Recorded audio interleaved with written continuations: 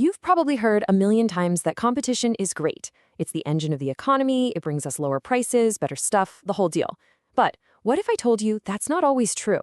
What if, in some really important industries, competition is actually a recipe for total disaster? Let's dive in and untangle this very weird economic puzzle. Yeah, I know, it sounds completely backward, right? It goes against pretty much everything we're taught about how free markets are supposed to work. But this is a real question. And the answer tells us something super important about how some of the most critical parts of our world actually function. And look, this isn't just some dusty old theory. Just look at the railroad boom back in the 19th century. There was so much competition, so many companies laying track that prices just collapsed. By 1900, literally half of all the railroad track in the country was being run by bankruptcy courts. Or think about the golden age of air travel. After deregulation, giants of the industry, legendary names like Pan Am, TWA, they just poof, vanished, wiped out by brutal competition. Okay, so what in the world is going on here?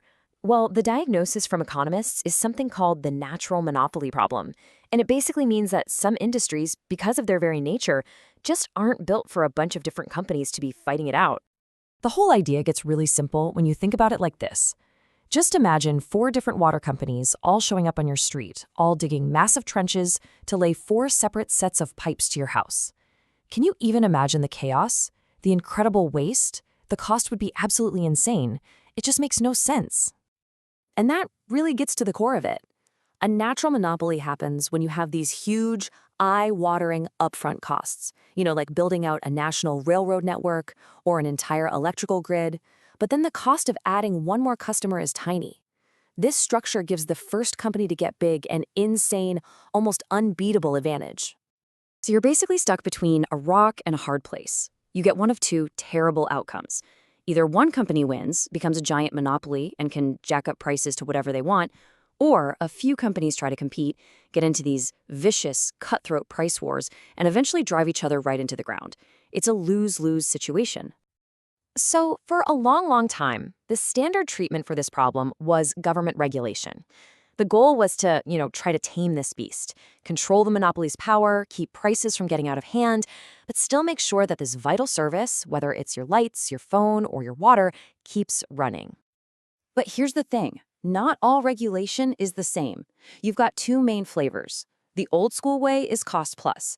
Basically, the government tells a company, we'll let you charge enough to cover all your costs, plus a nice guaranteed profit. So what's your incentive? To spend more money, to build bigger, fancier plants, to hire more people, because it all gets passed on to the customer. Then there's a smarter way, price cap regulation. Here, the regulator sets a maximum price for, say, the next 5 years. This creates a kind of virtual competition. If the company can figure out how to be more efficient and cut its costs, it gets to pocket the difference as extra profit. Now that's an incentive to innovate. But, and this is a huge but, any kind of regulation, no matter how clever, runs into this really tricky human problem. Over time, the people who are supposed to be the referees can start to get a little too friendly with one of the teams. It's a phenomenon called regulatory capture. And honestly, you can think of it like a kind of corporate Stockholm syndrome. The regulated companies are the ones who are always there, they have all the data, they're testifying at hearings, and maybe they're even dangling high-paying jobs for regulators once they leave government. Little by little, the agency that was created to protect you, the consumer, starts thinking its main job is to protect the industry. So by the time we get to the 1970s, people were just fed up. They were tired of high prices and the feeling that these cozy, regulated industries weren't really working for them anymore. And that led to a really radical new idea, deregulation. Just get rid of the rules, unleash the market, and see what happens. And boy, when it happened fast. It was like a tidal wave that just washed over the entire US economy.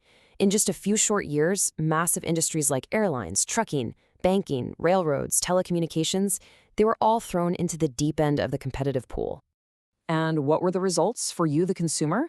Well, they were staggering. By the late 1990s, economists estimated that this whole experiment was saving Americans about $50 billion every single year. And the proof is in the pudding, right? Look at these numbers. The average price of a plane ticket, it dropped by 1/3. The cost to ship goods by railroad, it got 50% cheaper. 50%. The benefits in our wallets were massive, and they were real. But, and we have to be honest about this, there was a dark side, a real human cost. That old stability, it was gone. Famous historic companies went out of business. For a lot of people who had these safe, secure, well-paying jobs, their whole world just got turned upside down overnight. And that pain was very, very real. So where does that leave us? If super tight regulation leads to high prices, and throwing the doors wide open has this massive human cost, what's the answer? Well, this brings us to what you could call the modern synthesis, a much smarter, more surgical way of thinking about this. The big breakthrough here is realizing it's not an all-or-nothing game. The real solution isn't a blunt choice between regulate everything or deregulate everything. It's more like performing economic surgery. You carefully identify the part of the industry that is a true natural monopoly, and you carve off everything else and open it up to fierce competition. Electricity is the absolute perfect way to understand this. The grid, the network of wires that brings power to your house, that's a classic natural monopoly, so you keep that part as a regulated utility. But the part that actually makes the electricity, that can be a free-for-all. You can have solar farms, wind turbines, traditional power plants, all competing to produce the cheapest power and sell it onto the grid. And this really brings us to the core lesson, right? You have to use the right tool for the job. If the problem is companies are secretly getting together to fix prices, you use antitrust laws. If you've got a genuine natural monopoly, you use smart price cap regulation, not the dumb cost-plus kind. And if your only concern is safety, like with banks, then you regulate for safety, not for prices. Be precise. Which, of course, leaves us with a really fascinating modern-day puzzle. For decades, we've treated broadband internet like a natural monopoly because of the huge cost of laying all that fiber optic cable. But now, with new technologies like Starlink beaming internet from space, powerful 5G networks, even crazy ideas like high-flying blimps, the game is changing. So the big question for all of us now is that old model still true? Or are we watching the age of the broadband monopoly finally maybe coming to an end?